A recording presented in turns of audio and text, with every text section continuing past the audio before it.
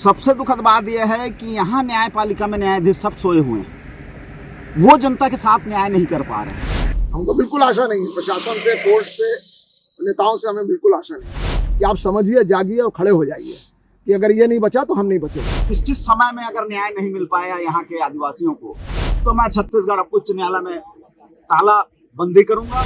मैं किसी भी जो वेतन भोगी हैं उनको हराम का खाने नहीं दूंगा। केवल कोयला, केवल कोयला, केवल कोयला। राज्य ऐसा लगता है कि शोषण के लिए बनाया गया। नमस्कार, मैं हूं मनीष।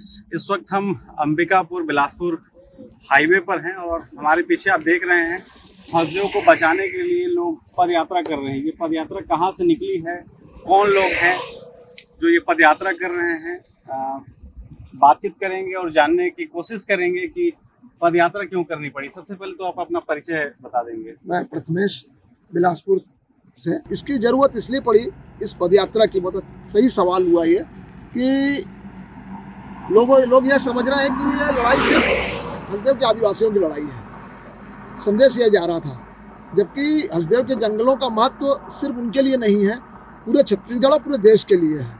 ये सेंट्रल इंडिया के बहुत बड़े घने जंगल हैं, अनएक्सप्लोर्ड जंगल हैं। मैं ये कहूँ, इनमें ऐसे स्पीसीज हैं जिनको किसी ने खोजा नहीं है। फ्लोरा फूना यहाँ पर बहुत अनएक्सप्लोर्ड है, अनरिकॉर्डेड है। एनीवे, उसके बाद यह जो जंगल से पानी का स्रोत फूटा है, हसदेव नदी के रूप में स्रोत है, अथाह पानी है। उस अथाह पानी को बांगो डैम में एकत्र करके बिजली बनाई जाती है और उसके आगे नहरों के द्वारा लगभग 6 लाख हेक्टेयर की डायरेक्ट सिंचाई होती है। जांजगीर जिले में अकलतरा में पानी रेड जोन स्थित में है।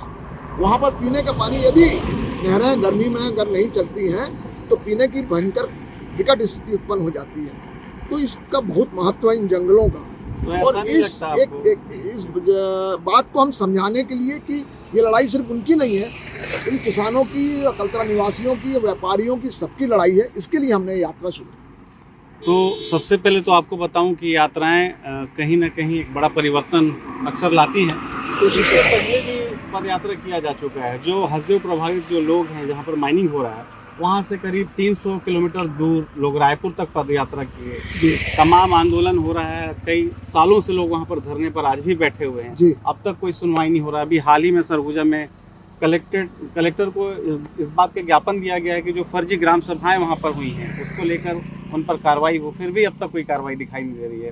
तो इस पद यात्रा का क्या लगता है कि कितना असर देखने को मिल सकता है? हमको बिल्कुल आशा नहीं है, प्रशासन से, कोर्ट से, नेताओं से हमें बिल्कुल आशा नहीं है। हम उनके लिए ये यात्रा नहीं कर रहे हैं, हम जनता के लिए यात्रा कर रहे हैं। जनता को जगाने के लिए, जनता को सुनाने के लिए, किसानों को, नागरिकों को, व्यापारियों को जगाने के लिए यात्रा की जा रही है कि आप समझिए, जागिए और खड़े हो जाइए कि अगर ये नहीं बचा तो हम नहीं बचेंगे। बिल्कुल, किसानों को, नागरिकों को, सभी को जगाने का एक प्रयास है। कुछ और भी लोग हैं, हम बात करेंगे उनसे। हमको समझ में आ गया है कि जंगल बचाना कितना जरूरी है करके।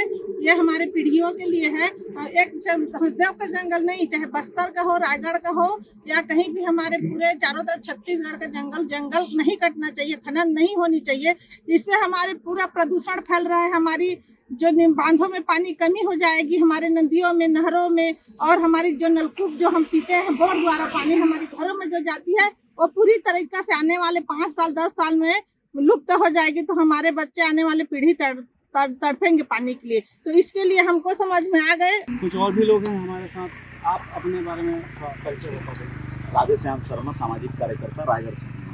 तो लगातार 10 सालों से आंदोलन चल रहा है, पर माइनिंग भी लगातार चल रहा है, रुकने का नाम नहीं ले रहा है। उसके कारण है कि जो राज्य में सरकार है, केंद्र की सरकार है, चाहे वो जिस भी दल की है, वो सीधे सीधे कानून की अवहेलना, संविधान की अवहेलना करके चल रही है।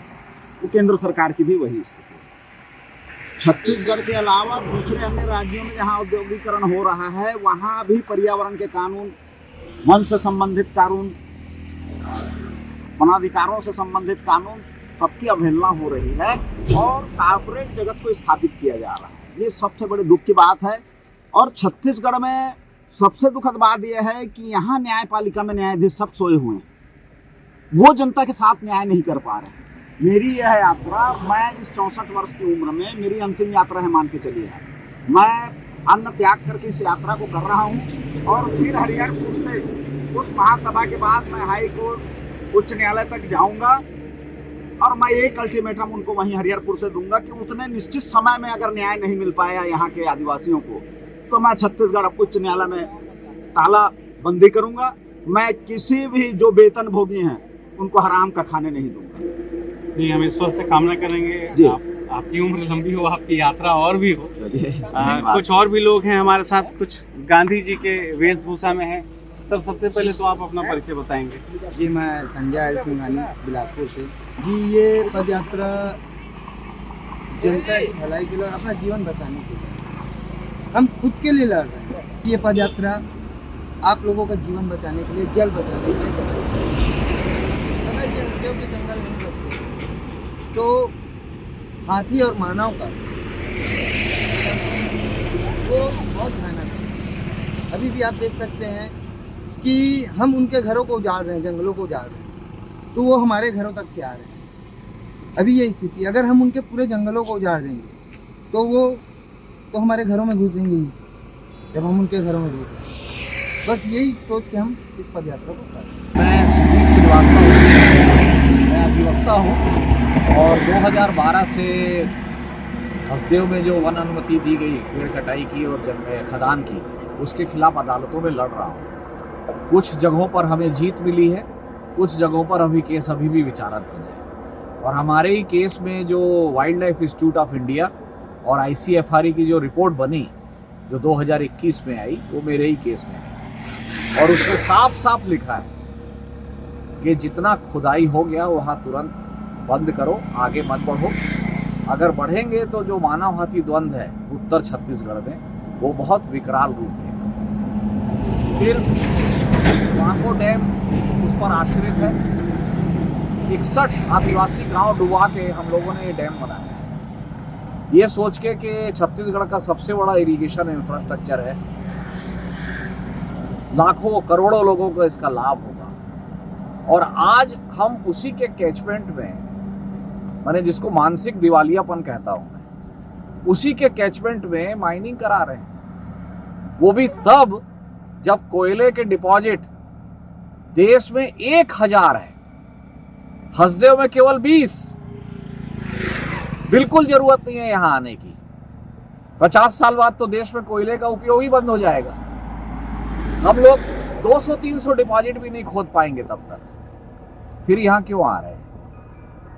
क्योंकि एक आदमी का लालच है। और गांधी जी ने कहा है प्रकृति हजारों और करोड़ों साल आपकी आवश्यकताएं पूरी कर सकती है, लेकिन एक आदमी का लालच है। आप अभी कॉन्फ्लिक्ट की बात कर रहे थे। पिछले महीने लगातार 20 से 22 हाथियों की मौत हुई और लगातार कॉन्फ्लिक्ट की घटनाएं सामने आ रही हैं। आपने कभी सुना था कि बांधवगढ़ में हाथी पहुंचे? बांधवगढ़ हाथी का नेचुरल क्षेत्र नहीं था। सरगुजा था, जशपुर था।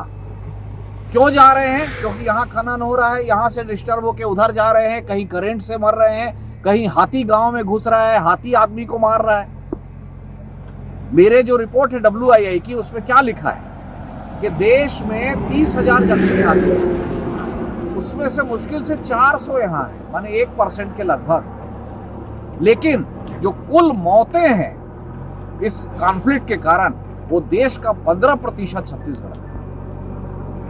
कारण क्या है? केवल ये कि आप उनके घर में घुस के खनन कर रहे हो, दूसरे जगह कोयला उपलब्ध है फिर भी कर रहे हो।